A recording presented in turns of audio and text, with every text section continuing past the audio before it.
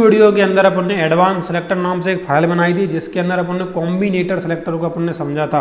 आज मैं क्या करता हूँ, आज यहाँ पे एक नई फाइल बना लेता हूँ जिसका नाम यहाँ पे लिखना है सीडो क्लास सेलेक्टर .html। इस तरीके से मैंने एक फ़ाइल बनाई और यहाँ पे एक बॉयलर प्लेट अपन को जल्दी से जनरेट कर लेनी है।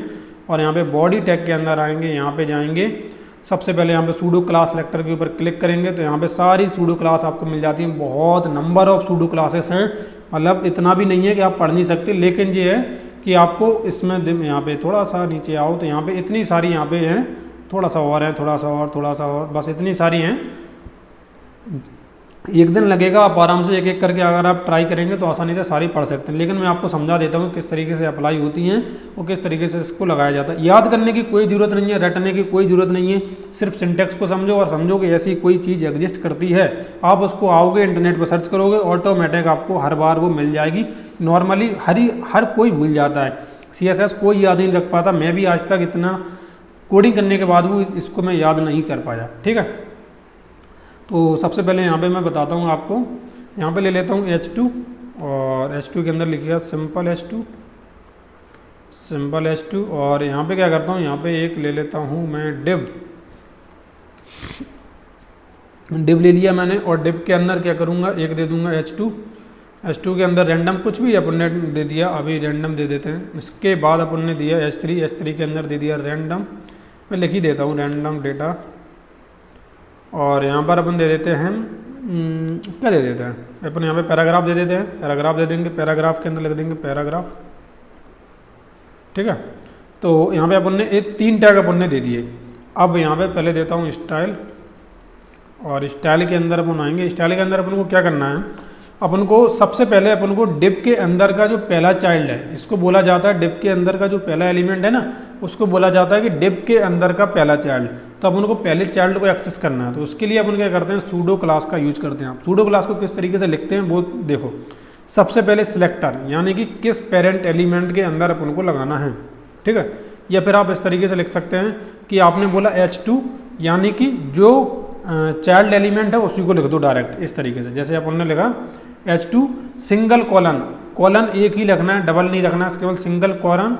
और यहाँ पे अगर लिखोगे आप चाइल्ड, मतलब यहाँ पे इस तरीके से F लिखोगे तो फर्स्ट चाइल्ड का ऑप्शन आ जाएगा। और यहाँ पे इस तरीके से करना है। अब आप यहाँ पे बता क्या रहे हैं, आप यहाँ पे कंपाइलर को मान सकते हैं। अभी समझने के लिए बोलो कि ऐसा आप कंपाइलर को बता रहे हैं, क्या बता रहे हैं कि जिस पेरेंट एलिमेंट के अंदर H2 नाम की फर्स्ट चाइल्ड होगी उसके अंदर ये स्टाइलिंग आप लगा दीजिए। फिर से बोलता हूँ, जिस पेरेंट एलिमेंट के अंदर H2 नाम की फर्स्ट चाइल्ड होगी उसके अंदर आप ये स्टाइलिंग लगा दीजिए। ठीक है, अब मैं आपको करके दिखाता हूँ। इसके अंदर अपन कलर देते हैं, कलर दिया मैंने यहाँ पे रेड, बैकग्राउंड कलर दे देता हूँ, बैकग्राउंड कलर यहाँ पे दे दिया मैंने ब्लैक। ठीक है, और इसको मैं पोर्ट को बंद, और यहाँ पे मैं इसको गुलाब करता हूँ।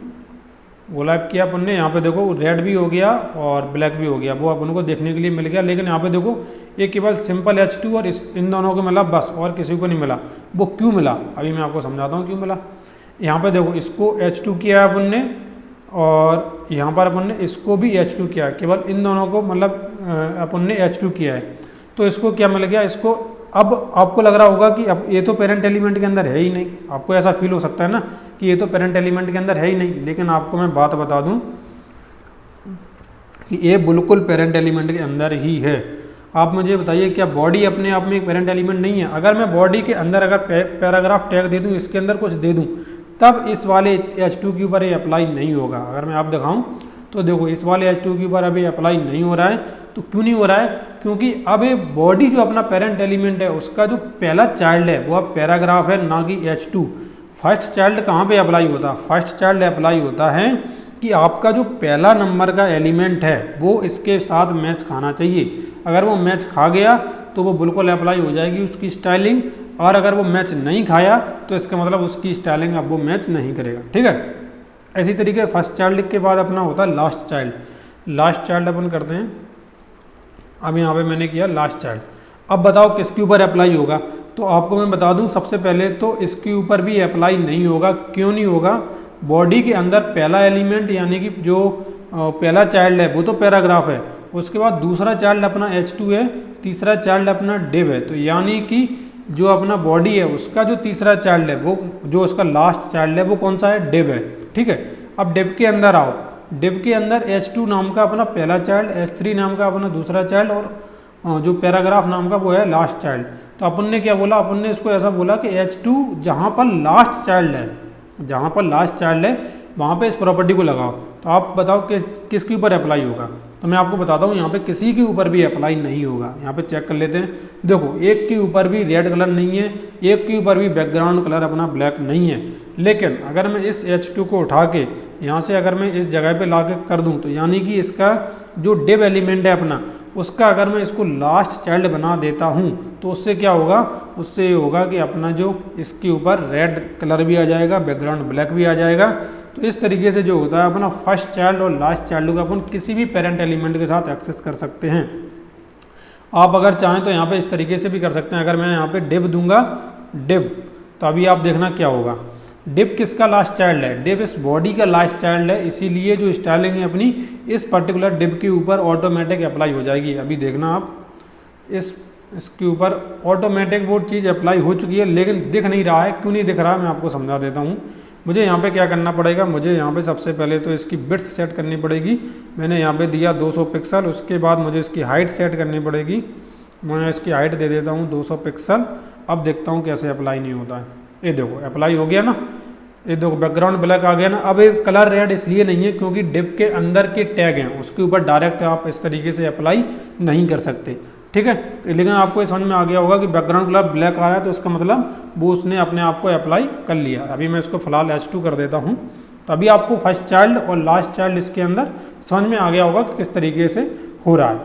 अब मुझे आप ये बताइए, अब बिट तो राइट इसलिए आ रहा है क्योंकि उसने खुद को स्टाइल दे दिया। इसको मैं हटा देता हूँ और मैं यहाँ पे nth चाइल्ड का ऑप्शन आपको बताता हूँ। अब मेनली यही यूज करते हैं, ज़्यादातर आप यूज करेंगे इसी सब का।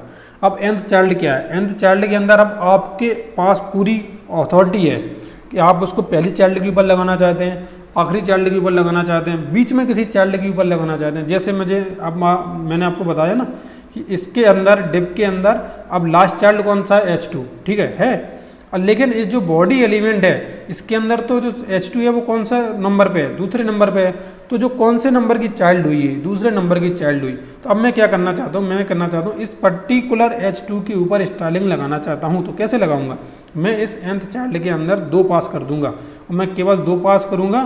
तो आपको देख लेना यहाँ पे कि केवल सिंपल H2 के ऊपर स्टाइलिंग आई है, बाकी किसी के ऊपर भी स्टाइलिंग नहीं आई है। तो इतना तो आपको समझ में आ गया होगा कि नंबर ऑफ स्टाइलिंग मतलब नंबर ऑफ चाइल्ड को अगर अपन को एक्सेस करना है तो इस तरीके से कर सकते हैं। जैसे मैंने यहाँ पे 2 कर दिया, फिर मैं इसी तरीके से यहाँ पे 2 और 1 यहाँ पे करके 2 और 3 करके देख लेता हूँ यहाँ पे। तो सबसे पहले तो ये गलत बता रहा है, इस तरीके से आप लगा ही नहीं सकते हैं।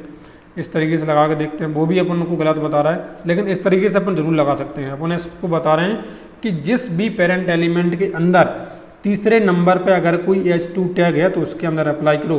तो अब क्या होगा, अब जो अपना H2 है इसके ऊपर तो स्टाइलिंग होगी नहीं, लेकिन डिव के अंदर जो H2 है उसके ऊपर स्टाइलिंग जरूर होगी। तो इसके ऊपर स्टाइलिंग देखो हो रही है। तो इतना ईजी था अपना फर्स्ट चाइल्ड, लास्ट चाइल्ड और nth चाइल्ड। लेकिन फिर भी मैं आपसे कहूँगा कि यहाँ पे ये pseudo classes one of the most important चीज़ है। मैंने आपको पहले भी बोला था कि सिलेक्टर, पोजीशन और ट्रांसफॉर्म, ट्रांसलेशन, ये 3 चीज़ें अगर आपने CSS के अंदर सीख ली, आपको CSS में कोई नहीं हरा सकता। ठीक है, और इसकी जो बाकी की प्रॉपर्टी है आप उसको एक्सेस करके चेक करने की कोशिश करना। धीरे धीरे अगर आप एक एक करके कोशिश करेंगे तो आपको सब कुछ मालूम पड़ जाएगा किस तरीके से अप्लाई हो रही हैं। बहुत सारी प्रॉपर्टी हैं अलग अलग। और फोकस होवर के बारे में आपको मैं और बता देता हूँ। चलो यहाँ पे एक प्रॉपर्टी और बता देता हूँ। मैं इसमें क्या बोलता हूँ, H2 के ऊपर जब कोई होवर करेगा, होवर का क्या मतलब होता है, होवर का मतलब होता है कि जैसे ही कोई माउस लेके अपना जाएगा उसके ऊपर तो इस तरीके का कलर हो जाएगा। ठीक है, मैं अभी दिखाता हूँ। यहाँ पे इसके ऊपर मैंने जैसे ही होवर कर रहा हूँ, यहाँ पे देखो माउस हटाया, ये हट गया, मैंने माउस लगाया, वापस से ये कलर आ गया। तो जैसे ही होवर किया अपन ने तो वैसे ही ये वाली प्रॉपर्टी अपनी लग चुकी है। तो आप एक बार इस सबको ट्राई करके देखना, एक एक करके। जो भी समझ में ना आए कमेंट सेक्शन में पूछ लेना, इंस्टाग्राम पे आके पूछ लेना। सबको मालूम है कि मैं हर एक इंस्टाग्राम का जवाब देता हूँ।